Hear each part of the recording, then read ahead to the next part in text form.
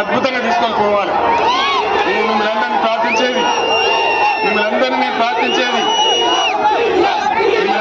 ప్రార్థించేది parliament ఎన్నికలలో BRS కు బలం ఇస్తే అది తెలంగాణ ప్రజల బలం అవుతుంది, తెలంగాణ ప్రజల శక్తి అవుతుంది.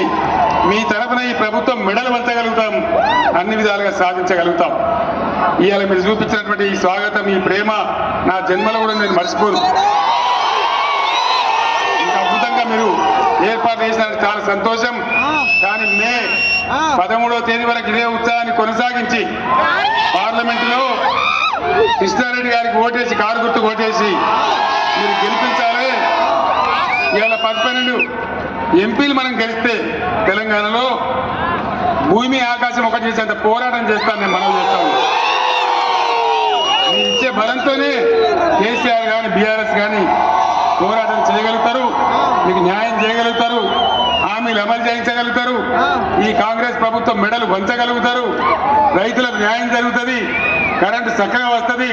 కాబట్టి దయచేసి ఈ ఎన్నికల్లో టీఆర్ఎస్ అభ్యర్థి కృష్ణారెడ్డి గారి కారు గుర్తుకు ఓటేసి గెలిపించాలని మీ అందరినీ కూడా కోరుతూ నేను సూర్యాపేటకు బయలుదేరుతా ఉన్నా. జై తెలంగాణ, జై తెలంగాణ, జై తెలంగాణ. కారు గుర్తుకే, కారు గుర్తుకే, జై తెలంగాణ. అందరికీ ధన్యవాదాలు.